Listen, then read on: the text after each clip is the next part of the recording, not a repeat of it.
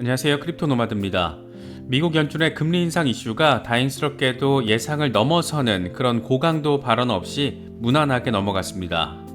증시도 비트코인도 모두 안도 랠리를 벌였는데 나스닥은 3% 넘게 상승했고 비트코인 역시 4만 달러 돌파 테스트를 벌이고 있습니다. 몇 달 동안 시장을 흔들었던 거대한 리스크 하나가 어쨌든 불확실성의 영역에서 확실성의 영역으로 접어들면서 안도 랠리가 펼쳐진 겁니다. 이번 미국 파월 연준 의장의 교통정리 멘트를 바라보면 평소 연준 이사들이 공개적으로 떠들어대는 말들이 참 부질없다 이런 점을 새삼 느끼게 됩니다. 각자의 주장에 힘을 더 실어서 자신의 존재감을 드러내는 수단으로 활용을 하다 보니까 실체보다는 분위기에 짓눌렸던 부분도 존재했던 것 같습니다. 특히 눈에 띄었던 것은 마치 0.75%포인트 인상도 이 테이블 위에 올려놓고 있는 것처럼 멘트를 날리며 떠들어댔던 매파 인사들 이런 이상한 양반들의 행태인데 이 파월 의장은 0.5%포인트 인상을 단행하면서 0.75%는 적극적으로 고려하지 않고 있다. 이렇게 자이언트 스텝에 대한 일축 발언을 제시하면서 시장을 달랬습니다. 이 같은 분위기 속에서 비트코인 강세론자들 사이에서는 비트코인 불마켓 전환에 대한 기대감이 커지고 있습니다. 늘 그렇듯이 막연한 기대감이나 희망회로 수준의 논의는 굳이 살펴볼 필요가 없습니다. 하지만 분석과 근거에 따른 기대감은 반드시 체크할 필요가 있는데 왜 지금이 5번째 불마켓의 시작점으로 바라볼 수 있다는 건지 그 분석, 근거들 체크해 보도록 하겠습니다. 금리 리스크가 해소되면서 이제 주의 깊게 바라봐야 될 상황들은 크게 3가지 정도로 요약되고 있습니다. 우크라이나 리스크와 중국의 대도시 봉쇄 확대 이슈, 그리고 미국의 중간선거 방향성입니다. 어떻게 바라보면 좋을지 하나씩 짚어보도록 하겠습니다. 일단 분위기 반전이 이루어지고 있다는 점은 투자 분위기를 안도하게 만드는 것 같습니다. 대체로 하반기로 접어들면서 상반기와는 다른 분위기가 펼쳐질 것이다. 이런 전망들 많이 나오고 있는 상황이니까 이런 부분들, 분위기들 참고하시면서 시장 바라보시면 더 좋을 것 같습니다. 본격적인 시작에 앞서서 좋아요와 구독 또 알림 설정 꼭 부탁드리겠습니다.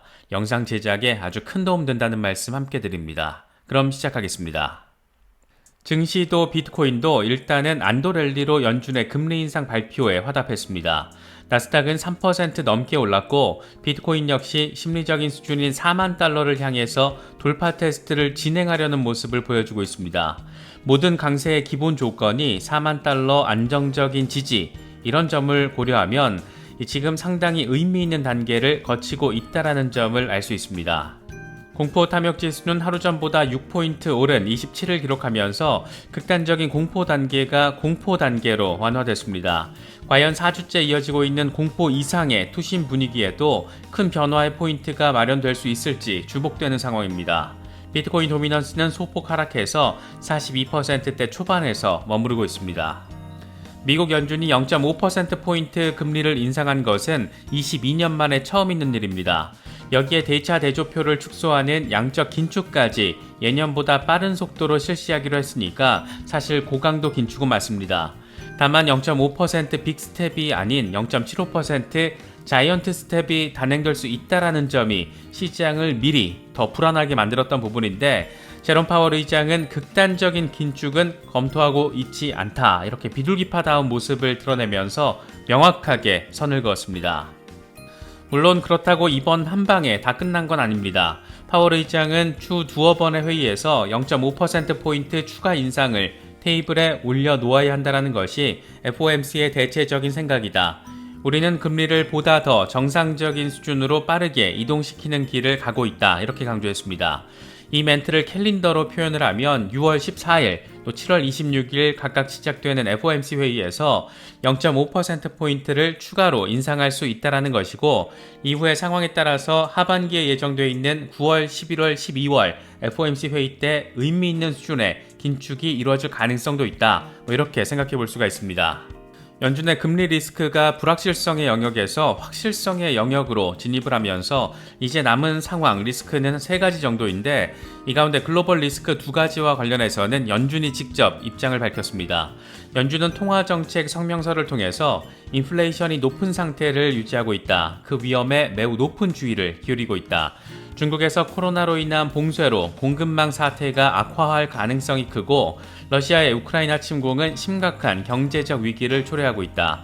미국 경제에 미치는 영향은 극도로 불확실하다. 이렇게 말하면서 글로벌 리스크 두 가지에 주의를 기울일 필요가 있다라는 점을 강조했습니다. 또 한 가지 눈여겨서 살펴봐야 할 부분은 미국의 중간선거 이슈입니다. 이건 정치의 영역이 경제 영역에 영향을 미칠 수 있는 요인이다 보니까 그런 건데 현재 최악의 지지율을 확인하고 있는 바이든 정부로서는 이 중간선거가 다가올수록 표심과 투심을 연계시키는 작업을 해야 하기 때문입니다. 통화정책을 짜야 하는 연준의 판단에 정치적인 영향력이 작용할 수 있는 그런 부분입니다. 특히 무엇보다 눈에 띄는 것은 참 황당하게도 트럼프의 존재감입니다. 이번에 트럼프가 지지한 공화당 경선 후보 22명이 승리를 하면서 공화당 내에서 트럼프의 영향력은 여전하다, 이런 평가가 나오는 가운데 바이든 대통령은 트럼프 지지층을 겨냥하면서 극단적인 정치 조직이다, 이렇게 날선 반응을 보이며 대결 구도를 강화시키고 있습니다.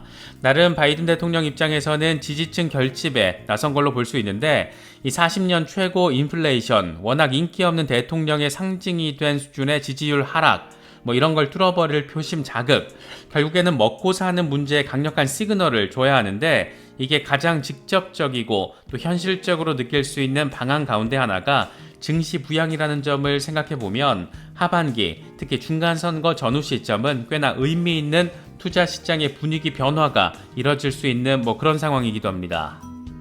실제로 미국은 역사적으로 중간선거를 치른 해 3분기에 급격한 주가 상승을 확인해주고 있습니다. 그만큼 투자 시장을 활성화시켜서 유권자들의 주머니를 두둑하게 만들어주는 게 얼마나 표심에 큰 영향을 미칠 수 있는지 그런 부분이 이미 역사적 통계치로 입증돼 있는 상황이기도 합니다. 특히 이번 바이든 행정부는 역사상 최악의 지지율 이런 평가를 받고 있기 때문에 어쩌면 더 극단적인 처방전을 내놓을지도 모르겠습니다. 바이든이 트럼프를 이겼을 때 개표 방송을 하던 CNN 앵커가 눈물을 흘리면서 이제 드디어 세상이 바뀌었습니다. 이렇게 멘트를 했던 게 생각납니다. 그렇게 드라마틱하게 집권한 바이든 행정부가 이렇게 최악의 지지율을 기록하면서 다시금 트럼프와 대립각을 세우고 있는 이런 모습, 이 또한 참 희한한 아이러니가 아닐까 그런 생각이 들기도 합니다. 일단 시장 전반을 거시적으로 올해 하반기까지 관점을 넓혀서 보면 이런 분위기들이 자리하고 있는 건데 우리 입장에서는 과연 비트코인이 이제 불마켓에 들어설 수 있을까? 그런 부분이 중요합니다. 이 역시 단기적인 부분과 중장기적인 부분으로 나눠서 짚어보도록 하겠습니다. 먼저 비트코인의 단기적인 흐름과 관련해서 코인데스크는 비트코인의 하락세가 안정화되고 있고 4만 달러에서 4만 3천 달러 구간에 저항이 자리하고 있다. 현재 거래 범위 안에서 고르지 못한 가격 움직임이 발생할 수 있다. 이렇게 진단했습니다. 그러면서 비트코인은 3개월 거래 범위 안에 있으면서도 단기 하락세를 반전시키려는 시도를 하고 있다. 일간 차트 RSI는 과매도 수준 근처를 맴돌고 있어서 특히나 모멘텀 신호가 개선될 경우에 단기 구매자의 활동을 유지할 수 있다라고 설명했습니다. 하지만 장중 가격 변동 가능성에도 불구하고 상승 여력은 제한적인 것으로 보인다. 지난해 11월 가격 하락에 앞서 발생한 것과 비슷한 주간 차트의 상승 모멘텀 손실이 확인되기도 했다. 다만 이번에는 주간 차트 기준으로 과매수 상태가 아니기 때문에 현재 가격의 범위가 46,000달러 이상의 결정적인 돌파 또는 3만 달러 미만의 붕괴, 이런 명확한 상황이 벌어질 때까지 박스권 횡보가 이어질 수 있다라고 전망했습니다.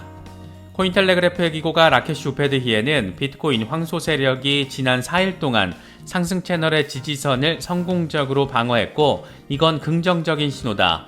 매수 세력이 20일 지수 이동 평균인 39,553달러 위로 끌어올리면 곰 세력이 주도권을 잃을 수 있다는 것을 의미한다라고 진단했습니다.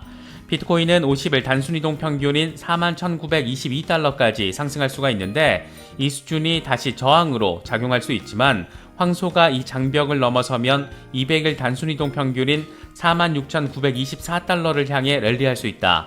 반면 39,000달러 또는 42,000달러에서 하락할 경우에 곰 세력이 랠리에서 매도하고 있다는 것을 시사하는데 이럴 경우에 다시 채널 지지선 테스트를 할 수 있다. 이후에 34,300달러를 거쳐서 32,917달러까지 후퇴할 수도 있다라고 진단했습니다. 비트코인 강세론을 견지하고 있는 분석가들 사이에서는 이제 곧 불마켓에 들어설 수 있다라는 분석이 이어지고 있습니다. 먼저 암호화폐 분석가 T-애널리스트의 경우에는 비트코인의 5번째 불마켓 런이 시작됐다 이렇게 밝히면서 비트코인의 가격 흐름과 S&P 500의 주간 스토캐스틱의 흐름을 비교했습니다. 차트에서 S&P 500 주간 스토캐스틱이 바닥을 찍을 때마다 비트코인은 급격한 불마켓의 시작을 알렸는데 이번에 딱 이게 지금 바닥을 찍었습니다. 과거에도 지리한 횡보를 하다가 이게 바닥을 찍으면 급격한 랠리로 이어졌던 만큼 이번에도 그러지 않겠느냐 이런 기대감이 깔려 있는 건데 꽤 그럴듯하게 느껴집니다. 코인데스크는 주요 기술 지표 가운데 하나인 메이어 멀티플을 근거로 이제 약세장 마지막 국면에 들어설 수 있다라는 점을 거론했습니다. 메이어 멀티플은 지금 현재 가격과 200일 단순이동 평균의 스프레드, 그 차이를 측정하는 지표입니다. 쉽게 말하면 현재 메이어 멀티플은 0.8에 근접해 있는데 이건 비트코인이 200일 단순이동 평균 대비 20% 저렴한 가격에 거래되고 있다는 것을 의미합니다. 메이어 멀티플 0.8은 저평가 여부를 판단하는 기준점이 될 정도로 지금 상황이 그렇게 흔한 건 아닙니다. 이와 관련해서 글래스노드 측은 우리는 메이어 멀티플 0.8을 역사적 저평가 레벨로 정했다. 비트코인이 이 레벨 또는 이 레벨 아래에서 거래된 기간은 비트코인 거래 역사 가운데 15% 미만이다. 이렇게 설명을 했습니다. 단순화시키면 지금 떨어질 만큼 떨어졌기 때문에 이제 반등 타이밍이다. 이런 얘기를 지금 하고 있는 겁니다. 이와 관련해서 코인데스크는 연준의 공격적인 정책 때문에 반드시 빠른 시일 안에 비트코인의 모멘텀이 강세 전환을 한다라는 것은 아니다 이렇게 덧붙이기도 했었는데 다행스럽게도 연준이 시장을 안도하게끔 정책 결정을 내린 만큼 어쩌면 조만간 의미 있는 신호탄이 빵 쏘아 올려질지도 모르겠습니다. 요즘 잘 나가고 있는 알고랜드, 이 알고랜드 개발자 가운데 한 명이 꽤 의미 있는 멘트를 날려줬습니다. 알고랜드 개발자 가운데 한 명인 이탈리아의 컴퓨터 사이언티스트 실비로 미칼리가 최근 로스앤젤레스 타임스와 인터뷰를 진행했는데 그는 10년 뒤 전통 금융은 블록체인 위에 구축되기 시작할 것이다. 낮은 비용으로 대량의 거래를 처리할 수 있는 블록체인만이 승자로 떠오를 것이다. 이렇게 말했습니다. 이어서 알고랜드는 4세대 블록체인 프로젝트를 대표하고 향후 비트코인은 가치 저장 수단으로만 사용될 것이다. 이렇게 덧붙이기도 했습니다. 아주 단순화시켜서 결국 기업의 입장에서는 비용을 절감하는 이슈, 언제나 숙명적일 수밖에 없는 그런 이슈인데 이걸 블록체인이 대폭 깔끔하게 해결해 줄 수 있다는 점에서 블록체인이 얼마나 매력적인지, 얼마나 큰 잠재력을 가지고 있는지 다시금 느낄 수 있는 그런 부분입니다. 일단 분위기 반전이 이뤄지고 있다는 점은 안도가 되는 부분입니다. 아직 엄청난 강세 모멘텀이 확 나온 건 아니지만 이 주변 상황들, 단기적인 흐름, 장기적인 전망, 분석, 근거들 이런 것들 잘 참고하실 수 있으면 좋겠습니다. 이번에 준비한 영상은 여기까지입니다. 영상이 도움이 되셨다면 좋아요와 구독 또 알림 설정을 꼭 부탁드리겠습니다. 영상 제작에 아주 큰 도움 된다는 말씀 함께 드립니다. 언제나 성투하시기를 기원하겠습니다. 시청해주셔서 감사합니다. 지금까지 크립토 노마디였습니다.